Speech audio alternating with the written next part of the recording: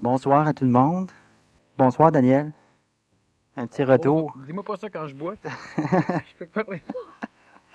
Je choisis la situation Ben oui. stratégique.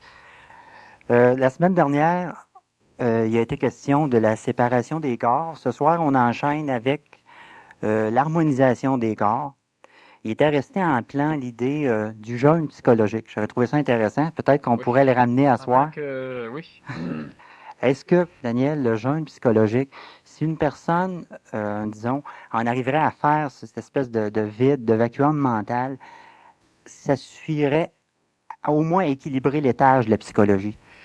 Bon, disons premièrement qu'il y a plusieurs paliers de jeûne psychologique. Alors, on va juste, avant, disons, d'aborder le jeûne psychologique, faire juste un petit retour sur la séparation des corps, de façon à ce que les personnes qui n'étaient pas là la semaine dernière puissent juste avoir une petite idée et en même temps aussi pour rafraîchir un peu la mémoire à ceux qui y étaient. Maintenant, la conférence de la semaine dernière est quand même disponible sur cassette audio, alors ce qui fait que si vous voulez en savoir plus, ce serait le meilleur moyen. On parle dans l'ésotérisme de 4 corps planétaires et de 3 corps extraplanétaires. Ceux-là ne m'intéressent guère pour l'instant. Les 4 corps planétaires sont facilement perceptibles par l'homme. Il y a premièrement le corps physique, chose qui est évidente. Deuxièmement, on a quelque chose qui permet d'animer ce corps, quelque chose qui différencie un corps mort d'un corps qui dort. Et ça, c'est la vie. Et cette vie, on la retrouve dans des légumes, on la retrouve dans des fruits. Et si on cueille un légume ou un fruit, on peut le laisser mûrir un bout de temps. La vie l'habite. C'est l'énergie vitale. Donc, c'est le corps vital au niveau de l'ésotérisme. On a le corps astral qui se trouve à être le corps psychologique, le corps des émotions, le corps des mémoires, le corps des désirs. Et vous savez tous que malgré que vous avez un corps physique, vous avez aussi des désirs, des peurs, des craintes. C'est différent de votre corps physique. C'est le corps astral. Et on a un corps mental qui est présentement exprimé sous forme de corps d'intellect chez l'homme, l'intellect étant le corps mental naissant, corps mental assujetti à la coloration ou à la manipulation de l'émotion ou de l'ego. Ce corps mental qui naît chez l'homme au niveau souvent, disons, surtout perceptible par l'intellect, au niveau de l'intellect, c'est ce qui vous permet de prendre des décisions radicales, logiques, mathématiques, disons, décisions qui vont être souvent colorées par votre émotion, colorées par le corps astral. La séparation des corps, on l'a vu la semaine dernière, c'était d'essayer de prendre conscience que nous avons des lois psychologiques, des lois d'ordre astral, donc, qui essaient de régir le cheminement évolutif du corps physique, du corps vital et du corps mental. Cela veut dire que je ne mange pas pour nourrir mon corps physique, je mange pour nourrir mon corps psychologique, mon corps astral. Je mange des choses qui sont, disons, esthétiques, des choses qui me plaisent au goût, et non pas des choses qui vont aller en harmonie écologique avec les lois de mon corps physique. Je vais m'habiller avec des pantalons trop serrés, oui, mais ça me plaît. C'est ça. J'habille mon corps psychologique, pas mon corps physique. Lui, s'il y a disons, un manque de circulation sanguine, ben, c'est pas grave. Je vais, par exemple, décorer mon visage avec différents processus chimiques. C'est mon corps psychologique encore que je veux voir. Le corps physique, s'il a de la difficulté à respirer à travers tout ça, c'est pas grave. Et continuellement, l'homme a eu une évolution de souffrance et l'homme a voulu évoluer seulement et exclusivement parce qu'il était écœuré. C'est pour ça que l'homme veut évoluer. Et quelle que soit la raison psychologique ou spirituelle, quelle que soit la démarche qui va sous-tendre l'évolution de l'homme et la femme ne veut évoluer que parce qu'il veut fuir la souffrance. De ce fait, l'homme psychologique recherche un paradis où il n'y aura plus de souffrance, recherche une sécurité dans des maîtres, des guides, des prêtres, des dieux, recherche une sécurité dans des samadhis, dans des Éden du plan de l'astral, d'après le monde des morts. L'homme recherche une fuite de la souffrance et il est en quête d'un bonheur. Un bonheur paradisiaque, un bonheur éternel ou un bonheur immédiat et présent. Donc, quelle que soit la religion, quelle que soit la secte, l'enseignement traditionnel, normalement, on voue l'enseignement à l'évolution du corps psychologique de l'homme, ce que j'appelle le corps astral. Mais cette évolution psychologique tend à obliger une évolution physique assujettie aux lois de la psychologie évolutive. Cela veut dire que l'homme va, si dans son contexte d'évolution psychologique, il doit bannir le corps physique, alors il ne le lave plus, il ne le nourrit plus, il s'en fout. Il peut même aller jusqu'à le maltraiter, à le percer, à le martyriser. Mais le corps physique permet l'évolution dans le plan planétaire, dans le plan matériel de l'homme. Et l'homme ne peut pas obliger sa matière physique à suivre une cote d'évolution donnée, paramétrée par le plan psychologique. Et c'est pourquoi l'homme souffre continuellement dans son évolution. L'évolution n'est pas facile pour personne, parce que personne n'est écologique. Personne n'est capable, ou la majorité sont incapables, de comprendre l'intelligence de la présence d'un corps matériel sur la planète. Vous savez que dans le monde des morts, on n'évolue plus. Dans le monde des morts, qu'est-ce qu'on fait? On recherche des contacts avec le monde des vivants. Alors, certaines personnes vivantes qui ne sont pas suffisamment capables de s'autogérer peuvent servir de médium. Ils vont permettre aux êtres du monde des morts, qui ne sont que des formes mémorielles de choses passées, ils vont permettre à ce monde parallèle de pouvoir s'exprimer dans le plan de l'homme vivant. Mais l'homme vivant ne veut pas s'exprimer dans le monde des morts. Mais le monde des morts veut s'exprimer dans le plan de l'homme vivant, parce que dans le monde des morts, il n'y a pas d'existence propre. Il n'y a pas d'évolution non plus. L'homme n'évolue que lorsqu'il vit. Et de ce fait, l'homme tient à conserver sa vie.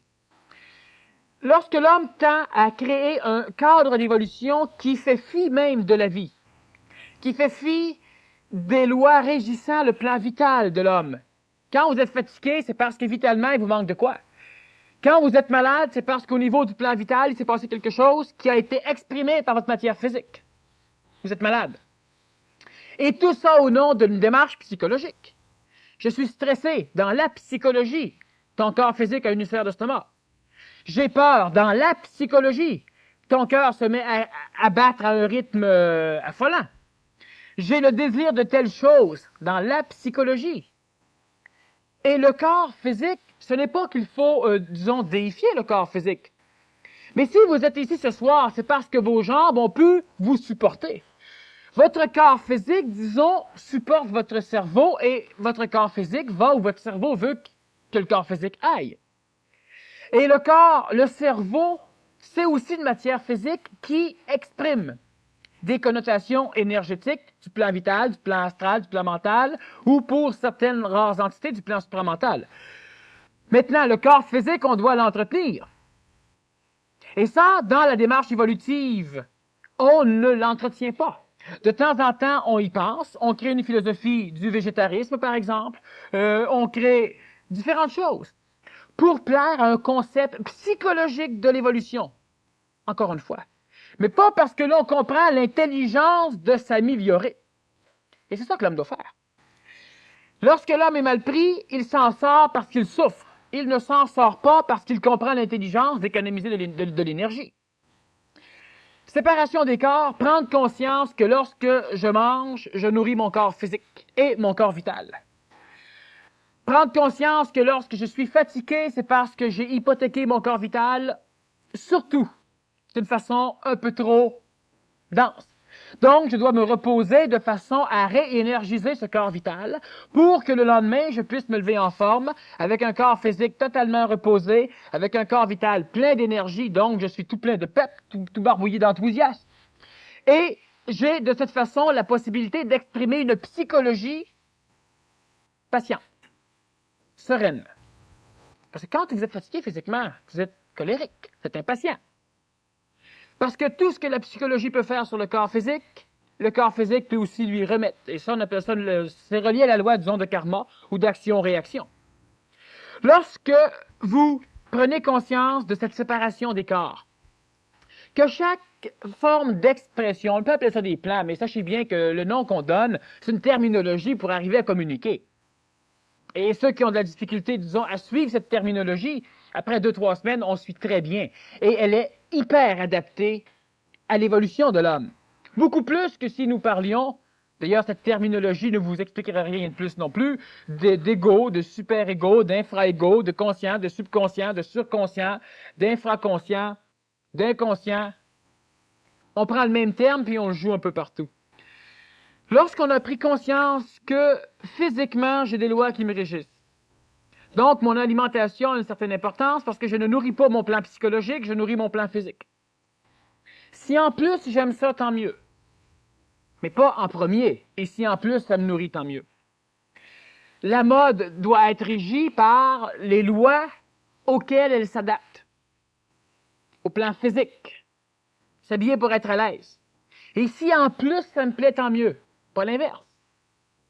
Et la séparation des corps, prendre conscience de ces mécanismes, c'est prendre conscience d'un écosystème de vous autres. C'est arriver à vous connaître. Mais pas spéculativement, pas philosophiquement. Pratiquement. Totalement pratiquement. Et lorsque nous abordons justement le jeûne psychologique, l'harmonisation des corps, c'est pour pouvoir harmoniser ces différents corps, il faut évidemment arriver à saisir qu'il y a une nuance entre l'expression corporelle, l'expression de la vie, l'expression de mon émotion, l'expression de mon intellect. Et l'intellect, je rappelle que c'est un amalgame de mémoire, souvent contrôlé par l'émotion.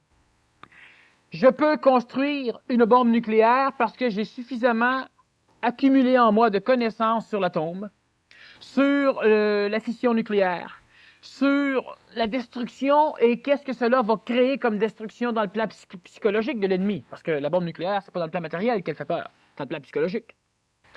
Lorsque j'ai ce schéma mémoriel, mon émotion vient me dire que j'ai peur.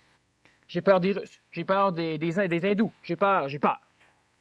Et ayant peur, mon émotion va assujettir mon plan intellectuel et va lui ordonner de créer quelque chose pour me sécuriser. Et là, j'invente la bombe nucléaire.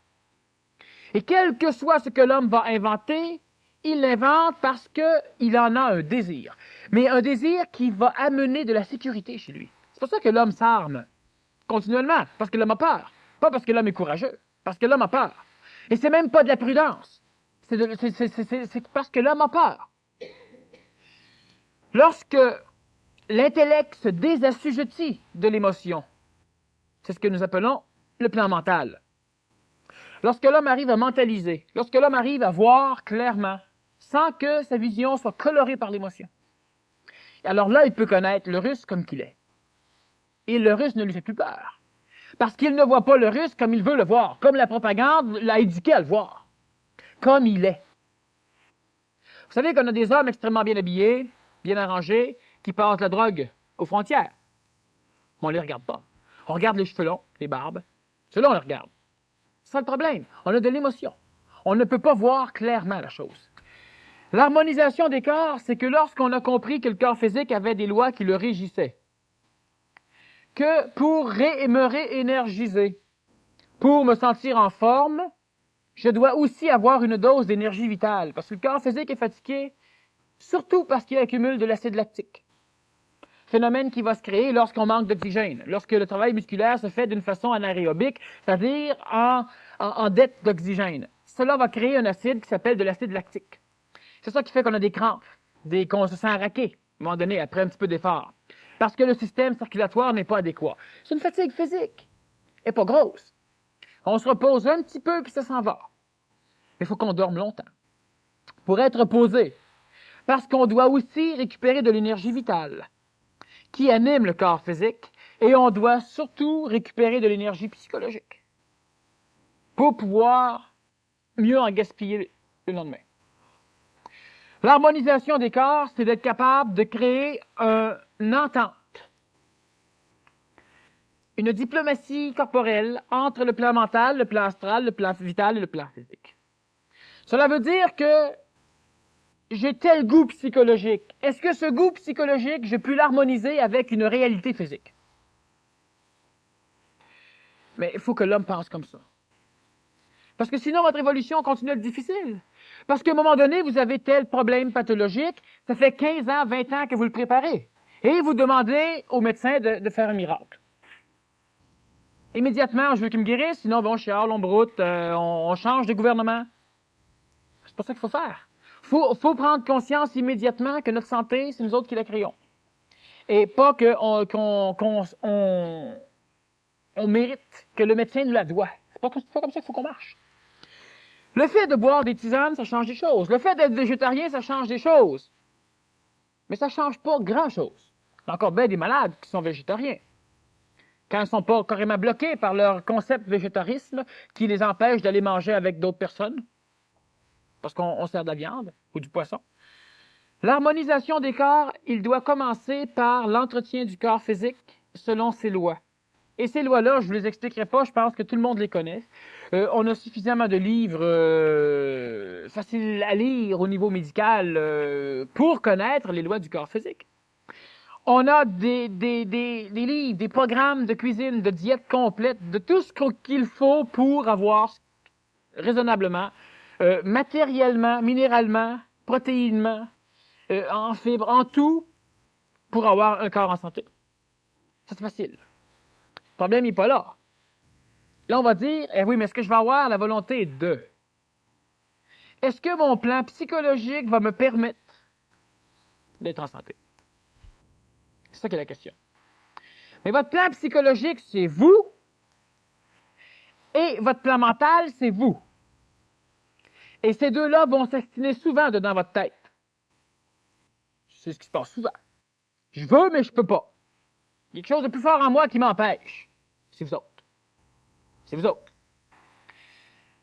L'harmonisation des corps, ce soir, on va parler, disons, de certains mécanismes qui vont rendre plus facile cette harmonisation, mais ça ne l'harmonisera pas globalement, totalement, finalement.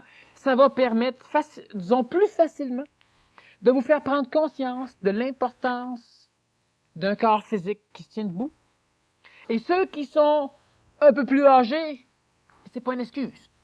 Ceux qui sont un petit peu obèses, c'est pas une excuse. Ceux qui fument, c'est pas une excuse. Ceux qui sont malades, c'est pas une excuse. C'est des maudites bonnes raisons pour commencer. C'est pas une excuse. Ça va être plus dur, c'est ce que vous pensez.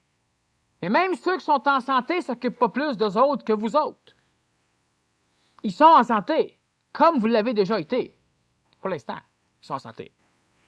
Alors, il ne faut pas se dire, oui, mais lui, c'est facile, c'est un petit jeune, puis il est en pleine santé, puis tout ça. Mais j'en connais, moi, des petits jeunes qui sont en parfaite santé, qui ont déjà été très malades, très obèses, très tout ce que vous voudrez, puis présentement travaillent. Ça fait 2 ans. Ça marche. Ça marche. C'est une chose qui est facile. Tout ce qu'il y a, c'est que vous ne devez pas être impatient. Ça, vous devez comprendre ça. Ne pas être impatient. Si vous voulez avoir un résultat instantanément, immédiatement, après 2 mois de travail, puis si vous n'en avez pas un, ça ne marche pas, vous lâchez tout, ben vous ne l'aurez jamais. C'est que de dire que vous passez à côté. Vous devez être patient envers vous. Vous savez, vous voulez faire quelque chose, puis à un moment donné, vous n'avez pas la volonté de le faire. Puis après, c'est passé. Lâchez pas. Luttez pas trop, mais lâchez pas. Puis à un moment donné, ça va être facile. Ça, faut que vous compreniez ça. Pour la santé physique, pour la santé vitale, pour la santé psychologique, pour la santé mentale, c'est facile. À la condition que vous ne cultiviez pas chez vous le concept de la réussite. Parce que là, vous ne réussirez pas. Oui, mais ça fait 6 mois, là, puis je suis encore un maudit niaiseux. C'est pas un maudit niaiseux. Ça fait 30 ans que tu te programmes. Ça fait 6 mois que tu essayes de te déprogrammer. Lâche pas. Lâche pas, ça marche. C'est facile. Puis j'ai bien dit de lutter pas trop. Ça, c'est important. Parce que si vous luttez trop, c'est parce que vous voulez vous inculquer la réussite. Pensez-y.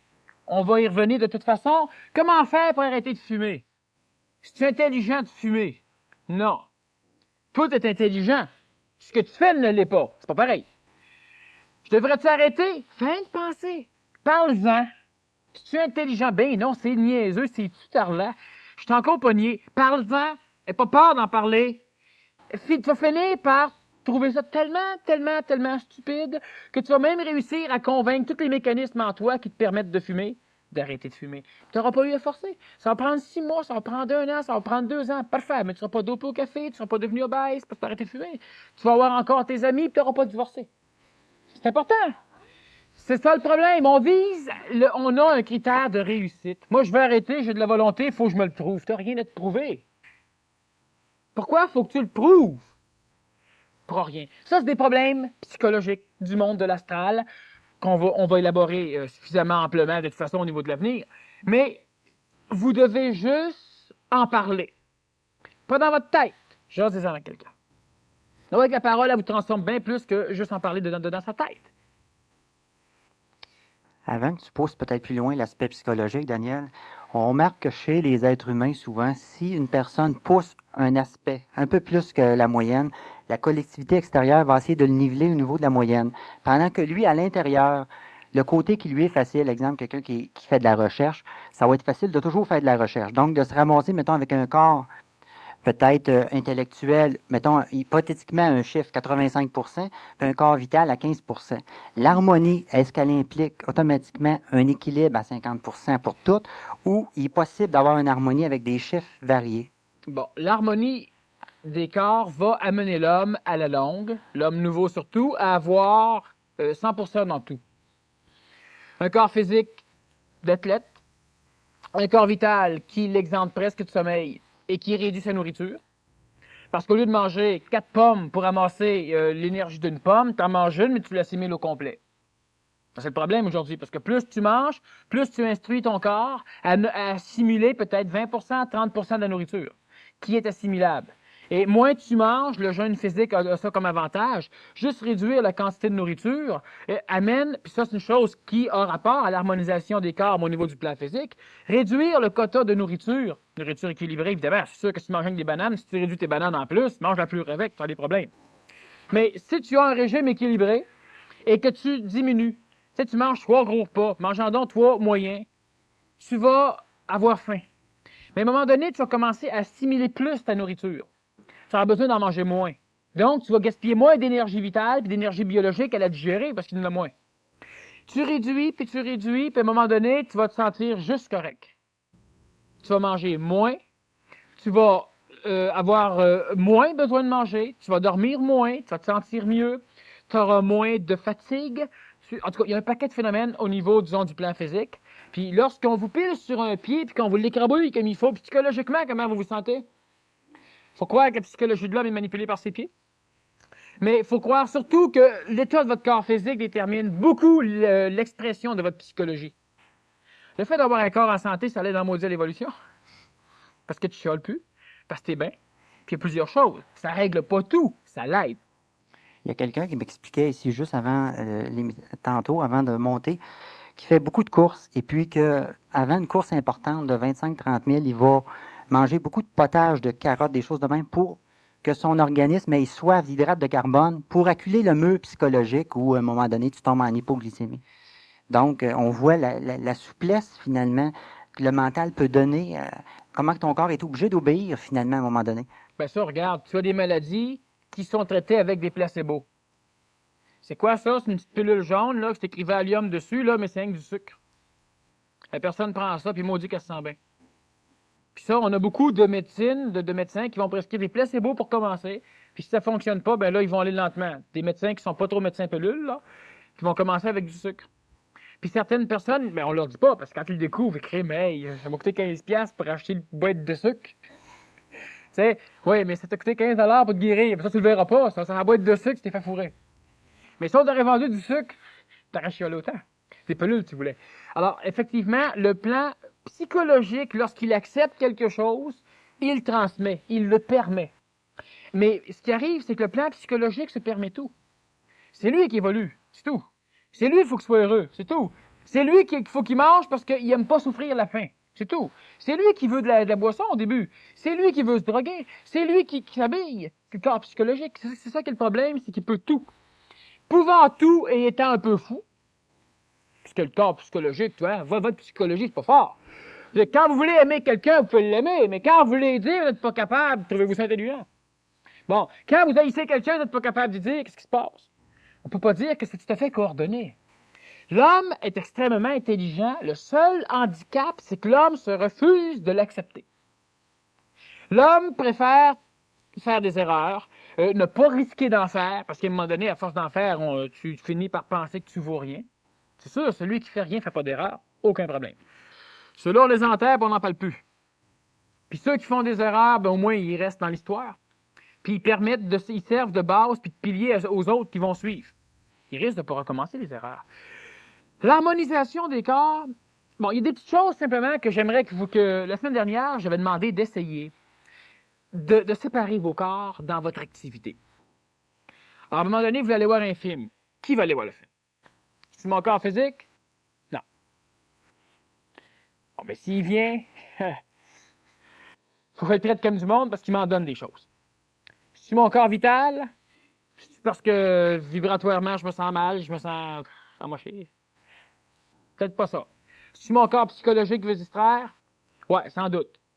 C'est mon corps mental qui veut s'instruire ou mon corps psychologique qui veut s'instruire? Peut-être. La raison, là, est toujours bonne. L'idée, c'est pas de commencer à critiquer vos raisons, mais au moins en prendre conscience. Ça, c'est la séparation des corps. Fait que là, je m'en vais voir un film, mais je sais c'est qui va voir le film. Pas mon corps physique, c'est pas ci, c'est pas ça, c'est pas ça. Fait que si je veux drainer jusqu'à 5 heures du matin, il faudrait que j'y pense. Le corps physique est là, lui, puis il suit. Mais est-ce qu'il peut se permettre ça? Est-ce que le corps vital peut se permettre ça? À un moment donné, on vieillit très rapidement parce qu'on a hypothéqué tout ce qu'on avait besoin pour continuer à être en santé, pour être énergisé. C'est l'énergie vitale qui crée ça. Prenez juste conscience que si on prend une cellule, la cellule, elle se divise, elle se reproduit par division cellulaire. Elle se divise en deux. La cellule est en parfaite santé, elle arrive à une certaine taille, elle se divise en deux petites cellules qui vont, à un moment donné, grossir, se rediviser en deux cellules, grossir, se rediviser en deux cellules. Ça meurt jamais, ça.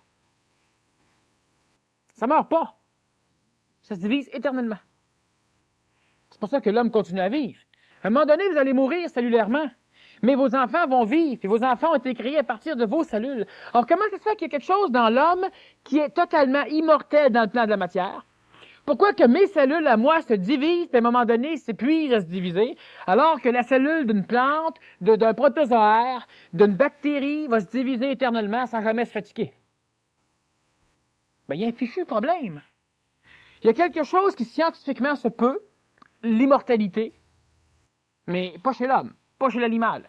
Du moment qu'il y a un corps psychologique qui commence, un corps astral qui commence à se développer, comme chez la plante, bien, très faible, la plante réagit à l'émotion pareil, elle a des émotions végétales. Il y a l'animal qui a un corps astral, il y a des émotions, il y a des désirs, il y a des peurs, puis il y a l'homme.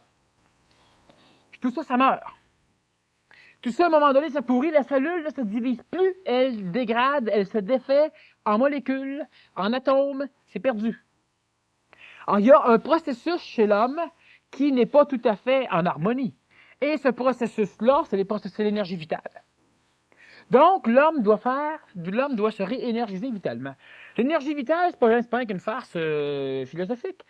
Présentement, dernièrement, la médecine traditionnelle, la médecine biologique, vient d'accréditer l'acupuncture, qui, elle, travaille avec l'énergie vitale. Alors, il y a les méridiens Yang, qui sont de l'énergie vitale solaire, chaude.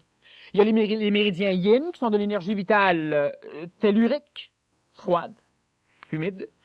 Et prochainement, la médecine va aussi découvrir l'énergie hominale, qui est une troisième forme d'énergie vitale, qui n'est pas non plus connue par l'acupuncture, qui va aussi servir à la guérison au niveau de l'avenir. D'ailleurs, ça a le rapport un peu au magnétisme animal. Mais on se rapproche de ça. Cette énergie vitale-là, elle est connue. Mais elle n'est perceptible que chez l'homme vivant.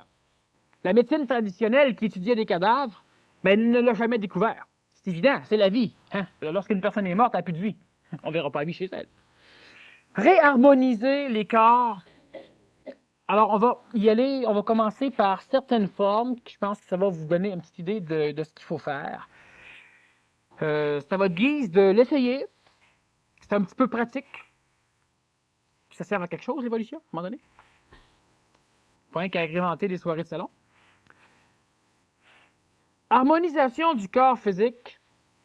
Ben, c'est évident que si l'homme se permettrait, mais il faut évidemment, de toute façon, on a une période de questions après, alors s'il y a des choses qui ne sont pas saisies, ben là, évidemment, vous aurez l'opportunité de poser vos questions.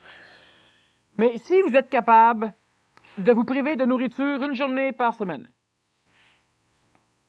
c'est salutaire pour le corps physique. C'est facile. Je vous demande pas de tout régler vos repas, de tout checker. Il y a des choses, à un moment donné, l'homme, il s'en va, il commence à, soit il pèse sa viande, il pèse ci. Quand tu fais un régime, il faut que tu le fasses. Mais je veux dire, quand tu n'as pas besoin de régime, tous les fois que tu regardes quelque chose, tu viens bleu si tu vois un produit chimique. Quand tu sais qu'il y a du bicarbonate de soude dedans la petite vache, tu la mets aux poubelles. Puis la petite vache, c'est du bicarbonate de soude. Fait que, il va dire, à un moment donné, il ne faut pas que tu viennes fou non plus. Mais tout vérifier, c'est pas nécessaire. Parce que le corps physique s'adapte en tabarouette à tout ce qui peut se passer. Mais à un moment donné, on exagère.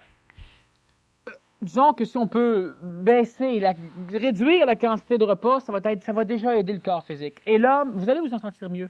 Puis pas après un mois, après une semaine. Si on est capable de jeûner une journée par semaine, c'est déjà très bon. Mais c'est des choses encore que... Si on a un climat qui est différent, il faut faire attention. C'est préférable, vous savez, que vous inventiez vous-même vos propres recettes que d'aller chercher dans des livres. Essayez-le. Essayez-le. Essayez-le simplement, vous allez voir, ça finit par marcher. Réduire un peu son apport d'aliments, évidemment, ceux qui sont anorexiques, faites-le pas. Je parle pour ceux qui mangent beaucoup. Faut adapter. Ça a l'air comique, mais il y a du monde à un moment donné qui... Bon, maman, ça y est ça. Ben oui, mais tu pèses 92 livres, tu mesures 6 pieds 8. Fais pas ça. Mange. Non, mais c'est souvent le problème, c'est que, regardez bien, vous allez quelque part où vous lisez des livres, où vous écoutez une émission de télévision, puis vous prenez tout, mais rarement vous allez adapter. Vous allez vous adapter à ça. Mais rarement vous allez rester vous autres pour adapter ça à vous autres. Puis ça, faut le faire. Très, très important de ne pas vous déformer pour une technique. Une technique qui ne peut pas être déformable pour s'adapter à vous autres, prenez-la puis mettez-la aux poubelles. Puis ça ne se déforme pas pour rentrer en poubelle, mais mettez-la dans un sac. On va rentrer. Parce que vous ne devez pas vous déformer pour vous adapter à une technique, c'est très important. On est déjà suffisamment déformé pour s'adapter à une société qu'on a créée en plus, c'est encore bien plus drôle. On est suffisamment déformé pour s'adapter à un emploi, pour s'adapter à un cadre social, à un cadre familial. Mais si vous voulez vous améliorer, continuez pas à vous déformer.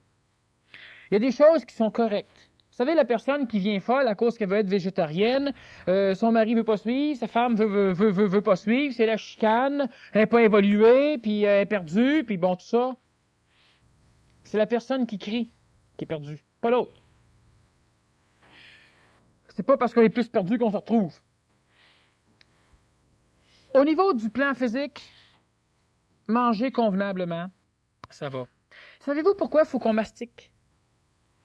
Pourquoi on nous suggère de bien mastiquer, de manger lentement? Certaines personnes vont dire pour mieux jouir du goût. C'est pas pour ça. Pas pour ça.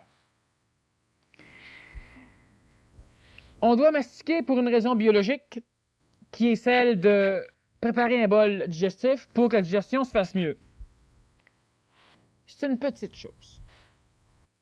La majorité de ceux qui mangent rapidement sont presque en aussi bonne santé que ceux qui mangent lentement. C'est un peu ça, mais pas ça. C'est au niveau du plan vital qu'on doit mastiquer. Si vous mastiquez lentement, au niveau du plan vital, à part la viande, quand vous mangez des légumes, quand vous mangez des choses vivantes, tous des trucs qui sont mûrs, qui ne sont pas cuits. Okay? Ça, c'est important de manger le plus possible de fruits, de légumes non cuits. C'est vivant. Et pour savoir si c'est vivant, c'est facile, mettez-le sur une table. Dans le matin, s'il ne pue pas, il est vivant. C'est bien facile. Non, mais c'est simple, allez pas voir dans un livre. Sentez-le. Là, c'est le temps de mettre votre nez là-dedans. Vous mangez ça, et plus vous allez mastiquer lentement, plus vous allez absorber par votre bouche de l'énergie vitale qui est contenue dedans ce que vous allez manger. C'est de la vie que vous absorbez. Et il n'y a que la langue qui peut absorber l'énergie vitale de la nourriture. C'est le plus grand capteur d'énergie vitale de la nourriture, et c'est en mastiquant lentement qu'on laisse le temps à notre bouche d'absorber l'énergie vitale de façon à nous nourrir. Mais il y a d'autres choses au niveau de mastiquer lentement. c'est que tous les minéraux, tout ce qui est facilement solvable dans la salive, donc dans l'eau, est presque instantanément absorbé par le système sanguin. On n'a même pas besoin d'attendre qu'il soit digéré. C'est absorbé automatiquement. Vous savez, ceux qui font de l'angine le savent, on a des petites pilules qui s'appellent des nitros, entre autres. Il peut y avoir de l'isordyle, mais disons du nitro. On la met en dessous de la langue pour soulager une douleur angineuse. Pourquoi? Parce qu'en dedans d'à peu près 5 minutes, elle est complètement absorbée par le système sanguin. C'est presque comme si on l'avait injectée. Et si on la mange et on l'avale, ben ça va prendre du temps. Alors, mastiquer lentement au niveau physique, mais va reminéraliser plus facilement. On a des médecines présentement qui justement prônent ce genre de cure, où on a des médicaments qui sont en teneur extrêmement dissoute de minéraux, et on met ça en dessous de la langue. Puis ça guérit. Et c'est infime la concentration de minéraux dedans, le médicament, mais ça fonctionne. Mâchez lentement, mais moi, disons qu'on a un axiome au niveau du PMC, du programme maître-contrôleur qu'on donne ici, qui est que l'homme ne peut contrôler parfaitement que ce qu'il connaît parfaitement. Mais vous devez savoir ce que vous faites, parce que sinon, vous ne le ferez pas. Puis ça, c'est la seule expression intelligente de l'homme. Quand il ne sait pas ce qu'il fait, il ne le fait pas. Une maudite chance. Ça l'aide pas, des fois ça nuit, mais ça l'a sauvé l'homme souvent. Mâchez lentement parce qu'on absorbe de l'énergie vitale, on absorbe de la vie par la bouche. Lorsqu'on mange des choses vivantes. Donc, évidemment, essayez de manger des choses vivantes le plus souvent possible. J'ai déjà dit avec, si tu manges de la viande, ben, mange la vivante. Ça va au moins avoir de l'énergie vitale. L'homme doit respirer. Vous avez déjà d'ailleurs tous remarqué ça, que l'homme devait respirer. Maintenant, l'homme, certaines traditions enseignent une respiration lente. Contrôler sa respiration, respirer lentement. Certains parmi vous ont sans doute déjà pu expérimenter le fait que lorsqu'on est apeuré ou lorsqu'on est en colère ou angoissé, si on prend quelques bonnes respirations, ça diminue. Ceux qui ne l'ont pas expérimenté, ben vous savez quoi faire. Expérimentez-le, vous allez voir. C'est incroyable de voir comment ça nous calme. Alors pourquoi que 3 ou 4 ou 5 grandes respirations vont calmer notre état psychologique? Parce que, en prenant des grandes respirations, non seulement vous allez mieux oxygéner votre corps, ce qui donne plus d'oxygène au cerveau, ce qui augmente le taux vibratoire cérébral, ce qui donc donne un corps en meilleure santé le temps de l'inspiration, comme lorsque l'on baille pour se réénergiser. Ben, cela permet à la psychologie de s'exprimer plus librement, plus facilement, et permet surtout au mental de voir plus clair, votre conscience. Vous voyez plus clair et ça vous calme. Mais ça, c'est un mécanisme qu'on explique depuis longtemps dans les écoles traditionnelles. Mais respirer lentement fait que dans votre nez, il y a évidemment plusieurs filtres, et en passant, vous devez toujours inspirer et expirer par le nez. C'est préférable. Parce que ceux qui inspirent par le nez, qui expirent par la bouche, le nez filtre l'air des poussières, et quand le filtre est plein, ben ça passe. Et quand on expire par le nez, on débarrasse aussi le filtre. On peut se moucher aussi. Lorsque vous inspirez lentement, vous permettez à des capteurs qui sont situés dedans vos fosses nasales, le nez, c'est pas rien que c'est à l'extérieur, ça va aussi un peu à l'intérieur, de capter de l'énergie yang et de l'énergie yin qui se trouvent dans l'air. En inspirant lentement, on réénergise son corps. En inspirant convenablement, avec une amplitude thoracique et abdominale, suffisamment volumineuse, sans vous forcer, bien, vous allez amener plus d'oxygène et plus d'énergie vitale à l'intérieur de vos poumons. Et expirer lentement, les poumons ne captent pas d'énergie vitale. Et en expirant lentement, cela repasse par le nez, donc on recapte. Le corps vital, c'est ce qui, comme on l'a vu la semaine dernière, permet l'expression d'une forme mémorielle dans la matière. Le verre garde sa forme parce qu'il a une mémoire. Pas de mémoire comme la vôtre, mais la forme reste, c'est mémorisé. Comme sur une photo, c'est une mémoire. Et l'énergie vitale et l'énergie matérielle sont intimement reliées. Chaque fois que vous allez prendre une nourriture matérielle, vous prenez automatiquement de nourriture vitale. Mais ce n'est pas digéré et assimilé par la même région corporelle. Alors, on inspire de l'air pour prendre de l'oxygène, pour éliminer du gaz carbonique et pour énergiser nos plans vitaux, qui, eux, vont donner une connotation de santé à notre corps physique. L'harmonisation des corps, elle peut se faire par une autre petite technique qui devrait être plus employée. Cela paraît simple, ce que je vous dis là. Et c'est ça le problème, c'est que quand c'est simple, on peut pas écouter, on peut pas croire, on peut pas essayer, on veut pas. Et quand c'est compliqué, ben on se plaint, on comprend plus rien, c'est compliqué. Puis il n'y a pas d'entre les deux. Au niveau du plan de l'expression vitale chez l'homme, il y a des méridiens à la surface. Il y a des vaisseaux sanguins à l'intérieur, et à la surface, sous-cutanée, en dessous de la peau, on a des vaisseaux énergétiques, des méridiens d'énergie. Ces méridiens, on peut les stimuler par la nourriture, par la poncture, comme l'acupuncture, par des moxas, par des stimulations. On peut les stimuler par plusieurs formes de choses. Maintenant, sachez bien que les vêtements trop serrés nuisent énormément, non seulement à la circulation sanguine, mais aussi à la circulation de l'énergie vitale. On a, et j'aimerais ça que tout le monde fasse juste cette petite expérience, de façon à ce que vous l'appreniez convenablement. Soyez pas gênés, c'est pas compliqué. Vous avez tous chacun deux mains pour l'instant. Et vous avez un pouce. Juste à l'intérieur, ici, entre l'index et le pouce, on a un point d'acupuncture qui est un méridien du poumon. Maître, c'est lequel? Ici, il y a le 4 gros intestin. Puis, juste à côté, le poumon, il se le pouce. Ouais, c'est ça. Parfait. Le quatrième point du gros intestin, c'est celui-là que je veux qu'on stimule. On prend notre pouce de l'autre main, on a un premier pli dessus. Fiez-vous pas à des mesures qu'on prend dans des livres, ça vaut rien. Fiez-vous à vos mesures. On accote le pli sur la ligne de peau qui est ici et on descend le pouce dessus. Juste où se trouve l'ongle, on peut masser, on est en plein dessus. Ce massage en rotation d'un sens ou de l'autre, et on le fait avec l'autre main, même chose. Un massage en rotation. J'aimerais que tout le monde l'essaye, ceux qui n'ont pas trop d'orgueil, là. Si c'est pas bon, ben vous le mettrez aux poubelles, mais en attendant, au moins, essayez-le pour l'apprendre. Pour pouvoir savoir où aller le chercher, sinon vous risquez de vouloir essayer après dans votre toilette tout seul chez vous sans que personne ne vous voie. Puis vous ne serez pas capable de trouver où ce qui est. Bon. Parce que l'orgueil humain, ça fait bien des choses. Il y a ces deux points-là ici, donc c'est le même point chacune des mains. Et au niveau de la jambe, vous avez un os qui s'appelle le tibia. Ceux qui ont des grosses jambes, c'est le gros bia. Bon. Et on a la rotule juste en haut. Juste à côté, vers l'extérieur, on a un os qui s'appelle le péroné. D'ailleurs, la bobosse qui est ici, là, le malléole externe, c'est la protubérance du péroné. Si on suit, et ça, vous ferez ça chez vous, là, c'est le temps de faire ça dans votre toilette. Vous allez voir, à un moment donné, où il y a une jonction, où c'est solide, il y a une petite bosse à côté du genou, et à un moment donné, juste en dessous, c'est mou. On est entre le tibia et le péroné, des deux côtés.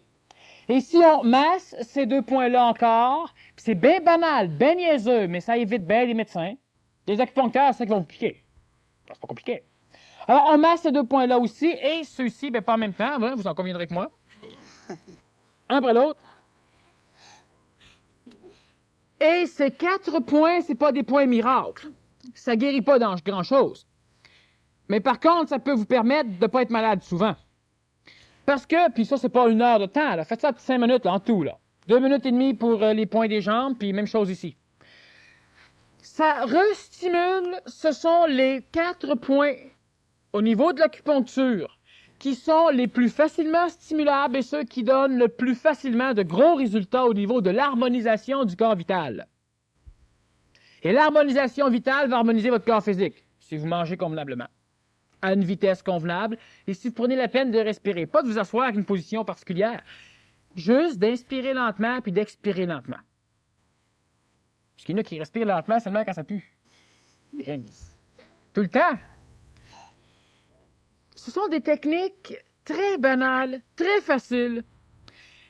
Le seul problème, c'est que vous devez avoir la volonté juste de les essayer. Pas une semaine. Ça, c'est pour réharmoniser le corps vital. C'est pratique, c'est pas trop pratique, c'est des choses faciles à emporter chez vous. Essayez-les, c'est des choses encore plus faciles à pratiquer. C'est niaiseux et ça fonctionne. C'est ça qui est le plus écœurant, c'est que ça marche. Il faut l'essayer. faut le faire. Ça marche. Ça évite tellement de problèmes chez l'homme. Vous savez pourquoi on a parti à un moment donné la mode des boucles d'oreilles? Il y a beaucoup qui ont des boucles d'oreilles. Ils trouvent ça élégant. Ils n'aiment pas les os dans le nez. Ils aiment les boucles d'oreilles. Ce sont les Chinois les premiers qui ont commencé à porter des boucles d'oreilles.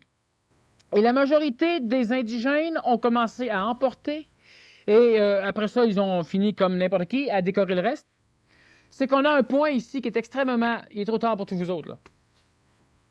On a un point ici que lorsqu'on met une boucle d'oreille dedans, et c'est un point d'acupuncture qui nous permet d'avoir une vision oculaire absolument impeccable tout au long de nos jours. Et en perçant là et en mettant une boucle d'oreille qui se promène tout le temps, il faut qu'elle se promène. Il faut qu'elle stimule le point. C'est comme si on piquait avec une aiguille. Ça garde aux enfants une vue incroyable. Faut faire ça aux petits-enfants. Ben, pas aux adultes, ça guérit pas. Ça conserve. Mais le problème de l'homme, c'est que l'homme ne veut pas s'entretenir. L'homme veut s'oublier, puis l'homme veut se guérir. Il ne veut pas s'entretenir. Puis l'homme nouveau va s'entretenir. Il n'aura plus besoin de se guérir. Il va être capable de s'entretenir. Ça, c'est de voir l'intelligence de se prendre en main. Puis c'est pas compliqué, ça coûte pas cher. C'est régulier tout le temps. Vous allez apprendre à vivre, vous allez commencer à aimer ça, la vie. Puis quel que soit l'état physique, vital, psychologique ou mental du départ, ça se fait facilement. Et à un moment donné, on va de mieux en mieux. Pas parce qu'on est positif, parce qu'on fait quelque chose. Ça, c'est d'être intelligent, c'est pas du positivisme. Le jeûne psychologique. La psychologie de l'homme, elle fait que elle amène l'homme à être insécure, à être inquiet, à désirer des choses et avoir peur de les perdre lorsqu'il les atteint, à être angoissé continuellement. Aujourd'hui, c'est officiel que tous, vous avez eu à un moment donné un stress qui vous a traversé. Vous avez eu peur. En chauffant un auto, c'est affaire de rien. Vous avez eu peur. Il n'y en a pas un ici qui n'a pas eu peur aujourd'hui. Il y en a même qui ont eu peur tout à l'heure quand ils sont arrivés ici parce qu'ils pensaient que la conférence a commencé. Ce phénomène psychologique va finir par s'interpréter dans le corps physique sous forme de pathologie. Et ça, c'est pas intelligent. C'est pas intelligent que l'homme soit malade. L'homme est intelligent. Mais l'homme agit pas intelligemment parce qu'il ne sait pas. Il ignore qu'il est intelligent. Il ignore qu'il est capable de se prendre en main. Il laisse cette prise aux autres. Il laisse ça aux soins des autres. Le jeûne physique, c'est lorsque l'on prive le corps physique d'aliments nutritifs pour un certain temps parce que dans le corps physique, il y a suffisamment d'aliments nutritifs, la graisse, pour pouvoir permettre la vie du corps physique pendant un temps plus ou moins long. Le jeûne psychologique, ce n'est pas de vous couper complètement de vos mémoires. Ça, c'est un jeûne psychologique. Mais ça, comptez pas là-dessus, vous ne serez pas capable pour l'instant. L'homme, un jour, va parvenir à ce jeûne psychologique, initiatique, où il va complètement se couper de ses mémoires, tout en gardant la conscience de son être-té présente. C'est pas un lavage de cerveau. Parce que pour remplacer la mémoire qui permet à l'homme de savoir qu'il existe, qu'il vit, l'homme aura une conscience instantanée, un savoir non expérimenté. Ce que certains commencent à avoir. Et ça, l'homme piscéen, l'homme ancien, a de la difficulté à admettre qu'un jour, l'homme va être capable de savoir sans savoir. C'est-à-dire de savoir sans avoir eu de connaissances. C'est-à-dire de savoir des choses sans les avoir expérimentées.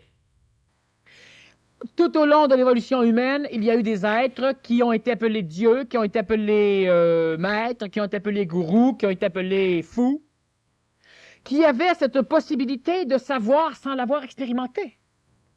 Imaginez-vous que lorsqu'une personne regarde des étoiles et qui par feeling pense que la Terre n'est pas le centre de l'univers. Et après, sa recherche va lui prouver qu'il a raison. Lorsqu'une personne écrit un roman banal, où son héros va se promener sur la deuxième lune de Mars, sur celle qui tourne 2 fois plus vite que l'autre, et que quelques centaines d'années après, on découvre 2 lunes à Mars, et que 150 ans après, on découvre que l'une des deux tourne plus vite que l'autre, 2 fois plus vite que l'autre. Et les voyages de Gulliver, vous pouvez lire. Le bonhomme qui l'a écrit a parlé de choses qui n'étaient pas connues. Totalement exact. On se fie à des prophètes, comme Nostradamus, Michel de Nostradame. On se fie à d'autres maîtres, comme Moïse, comme le comte de Saint-Germain, comme Paracelse, comme Hermès, pour les alchimistes. On se fie à des choses. Et ces personnages, comment pouvaient-ils savoir des choses que vous ignorez? C'est pas possible. Vous ne pouvez pas les ignorer. C'est-à-dire que vous les ignorez dans le verbe d'action. Vous ne voulez pas le savoir. Mais vous le savez. Vous ne pouvez rien apprendre. Regardez simplement. Quelle genre de questions spirituelles vous vous posez? Quel genre de questions vous posez? Les questions que tout le monde se pose. Parce que l'homme est un être assujetti à une conscience collective. Il n'arrive pas à poser des questions que personne ne se pose. Lorsqu'il commence à se poser des questions que personne ne se pose, il n'y a que lui qui puisse y répondre. Et lorsque l'homme répond lui-même aux questions qu'il se pose, on dit qu'il est fou. Parce que l'homme ne peut pas répondre aux questions qu'il se pose, il doit les poser à quelqu'un d'autre. Et si l'autre lui répond, l'homme accrédite, à la condition que l'autre ait une autorité reconnue par l'ensemble, parce que l'homme est un être collectif. Sinon, il ne prend pas, il se sent mal. Son orgueil en prend une claque. Mais ça, vous allez finir et vous allez devoir finir par vous habituer à vous poser des questions et à essayer d'y répondre autrement que par la fichue réponse. Bien ça, je ne le sais pas. Ça, c'est la réponse de l'homme. Chaque fois que l'homme pose une question, dans sa question, il y a la réponse. Je le fais souvent ici, on lit une question et bien souvent, on prend même le plaisir de faire remarquer que la réponse est dedans la question. Vous devez poser des questions, mais vous devez vous répondre. Et lorsque vous me posez des questions ou lorsque vous les posez à quelqu'un d'autre et que l'autre répond, vous ne devez pas accréditer sa réponse. Vous devez la comparer avec la vôtre. Le jeûne psychologique, c'est lorsque l'homme va être capable de se couper des liens avec sa mémoire, des liens émotifs mémoriels surtout. Et l'homme aura un jeûne psychologique réel lorsqu'il sera complètement désassujetti de la conscience collective. Cela veut dire que l'homme ne sera plus l'esclave de la pensée des autres. L'homme est l'esclave de la pensée des autres. L'homme se demande toujours qu'est-ce que les autres vont dire. Comment que je dois m'habiller? Comment que je dois faire telle chose? L'homme a le trac de parler devant le monde. L'homme a le trac de faire des choses. J'ai juste à nommer une personne ici, là, puis elle va se sentir gênée. Parce que l'homme est relié à une conscience collective où il attend que le reste l'accrédite. Et on a inventé, et ça lentement, vous allez devoir essayer de sortir de ce mécanisme. Pas d'instruire les autres. Les autres, essaient de faire. Vous, de sortir de ce mécanisme où on a un paquet de contexte social absolument aberrant. J'en parlais dernièrement avec un ami. Lorsque l'on dit « bonjour », on souhaite un bonjour. Alors, si tu réponds « merci », l'autre peut t'insulter. Il faut que tu répondes « bonjour ». Si vous vous rencontrez tous les deux et que vous vous dites ni bonjour ni comment ça va, il y a un froid. Parce qu'on a appris à briser la glace parce qu'il y a une glace. La glace, il n'y en a pas. Comment ça va? Ben mal. Puis il commence à te compter tout ça. Là, tu regrettes en vache, tu lui as demandé comment ça allait. Parce que vous ne voulez pas le savoir, comment ça va. Puis l'autre, il ne s'intéresse pas tout à votre état de santé. Mais on a des mécanismes sociaux qui nous permettent d'envisager un monde de mensonges, un monde d'illusion totale qui fait penser que c'est ça. On appelle ça du savoir-vivre. Puis il y a ceux qui savent vivre, sont toujours frustrés quand ils rencontrent quelqu'un qui ne savent pas vivre. Puis celui qui ne sait pas vivre, il n'est jamais frustré, lui. Qui rencontre quelqu'un comme lui ou un autre, il craque. Parce qu'il ne sait pas vivre, mais il vit. C'est sûr qu'à un moment donné, socialement, on doit élaborer des mécanismes pour arriver à s'entendre. Soit. Mais pas punir quelqu'un parce qu'il n'embarque pas. C'est ce qu'on fait avec les enfants. Qui comprennent l'intelligence d'un mécanisme. Moi, si je vais quelque part, ben j'embarque dans le jeu. Et moi, je comprends le jeu. Puis c'est comique, comme on dit. Le jeûne psychologique, c'est lorsque l'homme va arriver, mais on prend le jeûne psychologique, disons que je vous suggère, parce qu'il y a des phases. Tout à l'heure, je te disais qu'il y a plusieurs paliers au jeûne psychologique. Le jeûne psychologique qui est nécessaire pour l'harmonisation des corps d'un être contemporain, d'un être normal, qui soit en transition vers l'homme nouveau, ou qui soit un homme ancien, ou qui soit un homme nouveau. Le jeûne psychologique, présentement, qui est absolument nécessaire. Vous n'avez pas l'argent pour vous le permettre. Mais bordel, soyez plus riches. Gérez-vous. Gérez vos affaires. Privez-vous un petit peu. Mais payez-vous un jeûne psychologique. C'est important. Ceux qui travaillent doivent de temps en temps s'en aller quelque part ailleurs. Ça compte aussi pour la mère de famille qui travaille en maudit, elle. Quelque part ailleurs, comme dans un hôtel, comme dans un club méditerranéen, comme dans n'importe quoi. Une place où elle n'a pas de linge à laver. Pas de repas à faire. Pas rien. Une place où elle peut faire bring, bring. Elle commande son repas. Mais vous devez être suffisamment conscient de ce que vous faites pour pas, tous les fois, vous signer la facture, vous sentir crispé. Parce qu'il n'y a pas de jeûne psychologique de même. Puis ça, c'est pas faire ça en folie. À un moment donné, là, je suis écœuré, je m'en vais. C'est pas ça. Ça, c'est pas ordonné. Ça, c'est psychologique. C'est pas ordonné, c'est pas ça. Mettez-en de l'argent. Vous voulez aller en Floride, là? Cessez de fumer. Vous n'allez pas vous payer un voyage en Floride. Ceux qui ne fument pas, c'est un problème. Commencez à fumer, vous arrêtez de fumer, vous n'allez pas aller en Floride après. Non, mais c'est pas compliqué. Vous placez 5 $ par semaine, 10 $ par semaine, 52 semaines. Ça fait de l'argent. Mettez 20 $ par semaine, vous êtes capable. Puis à la fin d'un an, vous êtes capable de prendre 1 semaine ou 2 semaines. Puis si vous êtes le moindrement organisé et intelligent, vous pouvez prendre 3 semaines puis 4 semaines avec le même montant d'argent. Hein? Dernièrement, là, nous autres, on est quelques-uns, on s'en va au Pérou pour un mois de temps. Le billet d'avion, il est 945 $. Puis là, on va aller le chercher tout à l'heure, là, il est 675. C'est le même billet, même compagnie. 300 pièces de moins. Puis on est 6. 6 fois 300. On s'est mis à maudire. C'est toujours comme ça. Tout le temps. Organisez-vous. Le jeûne psychologique que présentement l'homme doit se prendre, c'est que celui qui est sur le bien-être social, qui ne travaille jamais, ben, doit se payer un mois de travail. Ah, ben c'est ça le jeûne psychologique. C'est important, maudit. Parce qu'il faut qu'il se sorte de son marasme ordinaire, de sa vie courante. Il en meurt. Il ne voudra pas. Mais la majorité de ceux qui travaillent ne veulent pas prendre de vacances non plus. C'est le même problème. Le jeûne psychologique, c'est d'arriver à changer complètement, sans perdre toute sa vie, c'est-à-dire que tu lâches pas tout, tu t'organises pour pouvoir le faire. Complètement. Se briser de ce que normalement nous vivons. Celui qui va en vacances, tous les ans, même place, il ne jeûne pas psychologiquement. 2, 3 premières années, oui. 4e, peut-être, ça dépend du gars. Ça dépend de la femme. Il faut qu'il change. Il faut qu'il se permette au minimum 7 jours. Minimum. C'est mieux 14. Minimum 7 jours, ça coûte pas cher. On pense que ça coûte cher, puis on pense que c'est pour les riches. Ben, soyez riches, puis allez-y. C'est pas cher. Puis ça, c'est le jeûne psychologique qui va vous réénergiser, vous rééquilibrer, vous replacer. C'est incroyable. Toute l'année, vous mangez convenablement, vous respirez convenablement en sachant ce que vous faites. Puis 1 fois par année ou 2 fois par année, vous payez un jeûne psychologique. Quelque part où vous allez, vous n'avez rien à organiser. Quand vous êtes des organisateurs. Quelque part où vous allez, vous avez tout à organiser lorsque vous organisez jamais rien.